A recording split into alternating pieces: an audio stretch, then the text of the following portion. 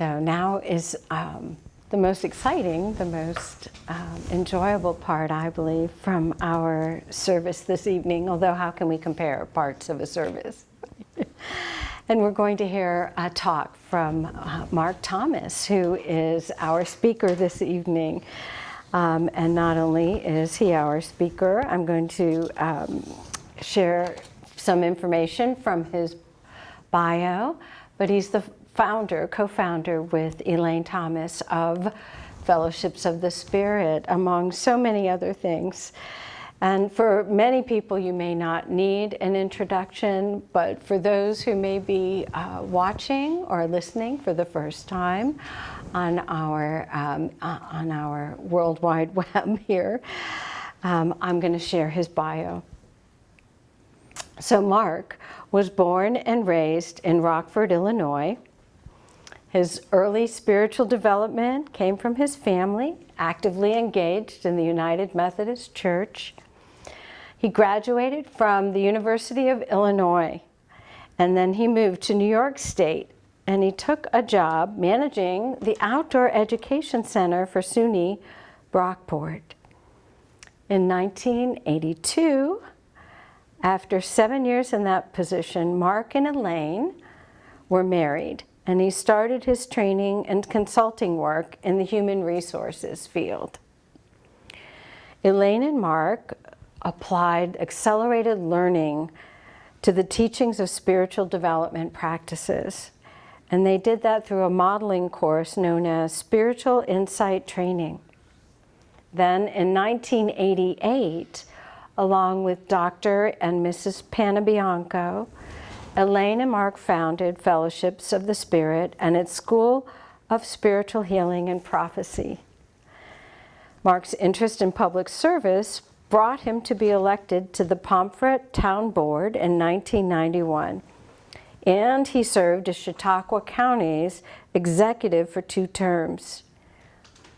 In 2007, Mark returned to his original career as the director of Western District of New York State Parks, and then he retired from public service in May of 2018. So we've got a few anniversaries here. Over the years, Mark's passionate desire for spiritual development, it brought him to study the Vedic, Taoist, Buddhist, and mystical Christian teachings with a variety of teachers and writers from around the world. He lectures currently at various spiritual communities and continues to teach classes in advanced meditation practices in the School of Healing, Spiritual Healing and Prophecy, and to its graduates. So we give you, without further ado, Mark Thomas. Thank you, Joanne. Good evening, everybody. Good evening. Nice to be with you. I'm going to open this, well, I'll start with planting seeds. The theme that we have for this week and the next 3 weeks is our celebration of spring here, and time of year when we're starting to think about our gardens and other related plantings, shrubs and trees and so forth. And it's a time of renewal and excitement for a coming year in the growth season. So Psalm 1, imagine that, the very first psalm is apropos to this particular evening. Happy are those who delight in the Lord and meditate upon the Lord day and night. They are like trees planted by streams of water, which yield fruit in their season, and their leaves do not wither. And in all that they do, they prosper. First of the Psalms from the Bible. I think that's a beautiful way to start out this season of on plantings. You know, I was thinking through a lot of this about planting seeds and so forth, and sometimes we plant seeds for a short-term gain, and sometimes we plant seeds and things for a long term.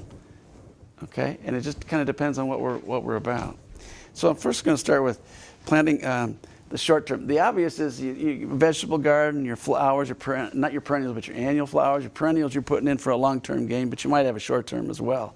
But the garden, the food that we get to plant and we eat from, or share that food with others as well as eat, is one of those great things we can do each year that is about renewal. It's about getting our hands in the dirt and being a part and connected to the earth that we are, but that we're also producing plants from. And I have for years enjoyed gardening, and looking forward to doing it again this year. But you know, this frost thing can hit still around here, these parts. We get frost right up and through May, so it's a little bit early, but this is the time we are thinking about it. And if you do the thinking right on the front end, you got a much better situation on the back end when you want to eat, okay?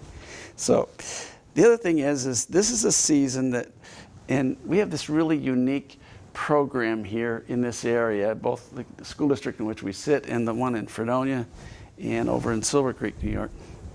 We've had a 35-year running program. We take 8th graders backpacking. And I've been with the program over 20 myself. And people say, Mark, why would you want at 70 years old be out backpacking with 8th graders? And I said, because it's one of those things where you can plant seeds. These kids, you can give them little things that'll be with them still and help them grow for a lifetime.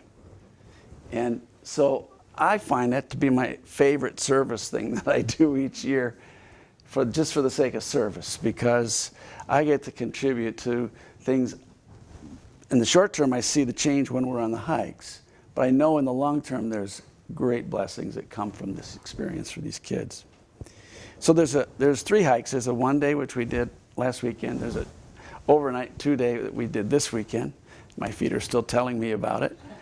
And also there is, we're off for 10 days, and then we take them for a 4-day hike, all in the county here. And it's backpacking and overnight camping, and these kids really get bonded, and a lot of their little cliques and things all break down because when you get out in the woods, it's a leveler. They're not used to this. It's way beyond their experience base. Many of them are frightened, and some of them are just plain comfortable in that environment and can help the others come along, as well as us who are also real comfortable out there. And we know how to do that. You know, the Norwegians have this saying, there's no such thing as bad clothes, there's no such thing as bad weather, but there is such a thing as bad clothes. So one of the things we make sure is they come with the right clothing and the right equipment and so forth to have a good experience. Yesterday, we were doing a rappelling down about a 75-foot embankment and with these kids. And I'm one of the ones that helps them go over the edge. Go figure. And it's so wonderful to watch. Some of these kids are okay with it, and some of them are terrified. You know, and there's just a few little pointers that you have to give them so that they can keep their attention focused on the experience and getting down safely instead of eating gravel, okay? Because that's real easy to do. And one of the things that they have to learn, and that is so important because of the world we live in today, is they are taught to look at everything, the electronics, the computer screens, everything's look, see. So they've learned to trust their eyes and distrust their feet. And they don't even know they're distrusting their feet, but they do. And the only way you're going to get down an experience like that is to distrust your eyes and trust your feet. Your feet aren't going to lie to you. Your eyes in that situation will. Because what your eyes want to do is look down, and as soon as you do that, you're going for the gravel. You keep your eyes up, that causes your head to go up, and you're leaning back, and you're trusting the rope, and you're trusting your feet, both of which aren't going to let you down. And that is so foreign to some of these 8th graders. It's foreign to adults too, but it's really foreign to these kids who have a severe lack of concentration capacity because of all of the electronic devices and stuff. We've seen this evolve over the 20 plus years I've seen. How many of these children have such a difficulty with concentration? And this is an effort that requires deep concentration. And once we get them, I have them look eyes, pay attention to my eyes. I'm at the top looking down at them. And I have them looking uphill, look up, look up. And as soon invariably they get partway down and a little gravel slip or whatever, and they're doing this, and I go, look up. And up they come, and all of a sudden their body comes up with them. And you see this big smile on their face like, oh yeah, a seed was just planted. Deep, deep seed. And the fear that was there momentarily as they were slipping was dispelled. Because they brought their head back up, they trusted their feet, and they trusted the rope and the process, and let their fears go. The other thing, a story I want to tell you about, and they get to the bottom, and there's a big celebration, and they're like, wow. And when they get in the car, you can hear the conversations when their parents pick them up at the end of the day. I went down this big hill on a rope, and it's just a big deal, and it's great to see. They really learn, because they learn more about what they have inside than they ever thought they would know they had. They can overcome fear. They can overcome all kinds of things. Well, the other story is about this program that I like to tell is that when they interview the high school seniors in these school districts, and they ask these kids, what was one of your most important experiences you had through your entire years of school? Elementary all the way through high school, this program is rated number 1. No surprise to us that are in it, They remember it for a lifetime. We have kids that have gone on to do the Appalachian Trail. We've got kids that walked the Pacific Coast Trail. We've had kids that walked any number of trails because this lit a fire in them. It planted a seed, and once they got going, they wanted to keep going and have throughout life.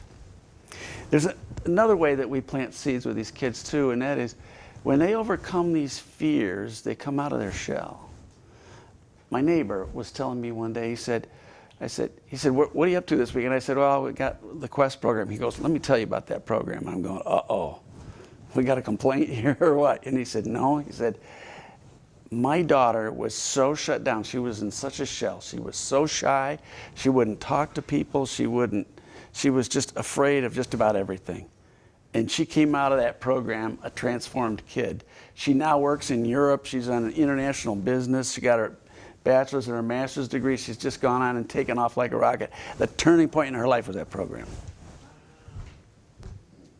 So people want to know why I can still do it. That's why.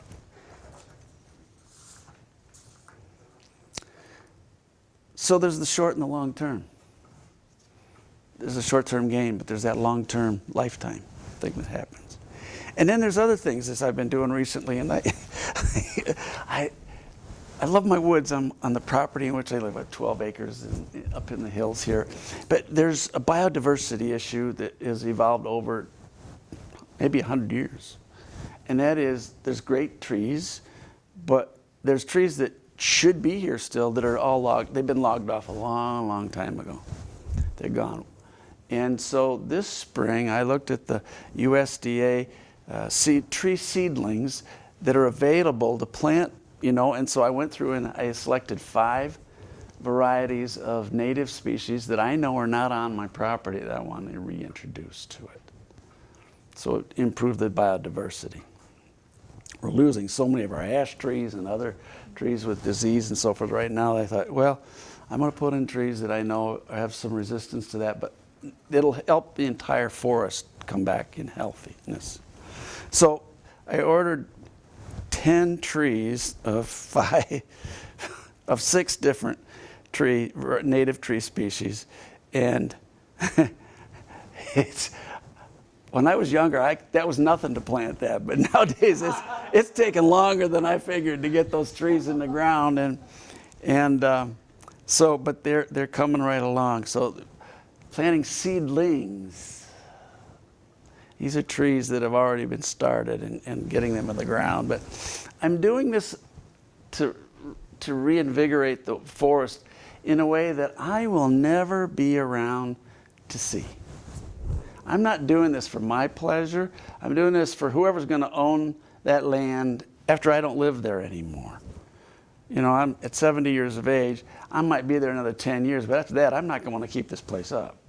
So someone else is going to be there. And in 10 years, I'm hoping that those seedlings that are being planted right now are going to bring about something that others can enjoy, and the whole forest will be invigorated as a result of that. So planting things that are both for short and long term. The other thing is, I want to mention too, is we sometimes sell short in our lives the impact we have on people. You know, a conversation here, a conversation there. A seed we plant, and somebody comes back later and says to us, you told me, 20 years ago, you told me this or that or the other, and they turned around and ran with it, right? I mean, to you, you don't even remember saying it to them. And then you hear about it when you go back to Ohio. Right? Or other things happen, and it's like, wow, I had no idea I had that impact on this person. Yeah, it's easy when we're dealing with kids, and as I was describing earlier, but the bottom line is it happens a lot more than we think it does. It happens with our nieces and nephews. It happens with our children and grandchildren. It happens with friends. It happens with people we work with. It happens with just acquaintances. Maybe you were just happened to cross paths for a short time, and something you said landed on fertile soil. And it grew. And it grew in really wonderful ways. And we have that opportunity in life to be that blessing to others. And sometimes we go into situations where we don't know what to say, or we say nothing, but the fact that we showed up, it matters. Sometimes lately, this last couple of years, I've had so many funeral home visits and funerals to attend and some to conduct. And, it just, sometimes I've learned is just keep your mouth shut. Just be there. Just be present. And that presence carries weight. And it plants a seed. And it means so much to the heart of another person. Just because you showed up, that magic happens. And sometimes you need to say something, and sometimes you need to keep your mouth shut. And sometimes it's knowing the difference and knowing when to speak up and when to simply be present. That it really does make a difference. Howard Thurman, as many of you know, is one of my favorite people from the last century, and he tells a story about the jack pine. And this is so apropos for the world we're living in today, and this is about how a seed is released into nature. The seed of the jack pine will not be given up by the cone unless the cone itself is subjected to sustained and concentrated heat. The forest fire sweeps all before it, and there remains but the charred reminders of a former growth and a former beauty. It is then in the midst of the ashes that the secret of the cone is exposed. The tender seed finds the stirring of life deep within itself. And what's deepest in the seed reaches out to what is the deepest in life. And the result, a tender shoot, gentle roots, until at last there stands straight against the sky the majestic glory of the jack pine once again. Sometimes we feel like we're in a crucible. We're going through really hard times, or we're in a blast furnace, or things aren't going well. But that's the time when some of our deepest strengths, like with those kids, gets released because they've known that it's there all along, but they haven't had the opportunity to bring it forth. And the same thing goes with us. When we reach these certain places in life where things are difficult, is when we have the most opportunity to grow new life for ourselves and for all the lives that we touch. So I want to encourage you this spring to look for ways that you can plant seeds not only in your gardens, around your home, your flowers, and the seedlings if you're into trees, but in the lives of those you touch, so that you can find a way that we can grow a better garden on this earth, a better love and a better life for many. Because we have that opportunity. And if we get lost in all of the awfulness that's going on in the world and we get bombarded with every day, we lose sight of the fact that we have this incredible capability, this incredible power to be the influence of life, not death, here on this planet. And we need to embrace that. Because the more we do it, the more we invite others along with us. And we get a little momentum going and we can make a big difference. And I want to encourage you all to jump on that difference and plant those seeds this spring as we move forward into the summer season with joy and with possibilities. Thank you.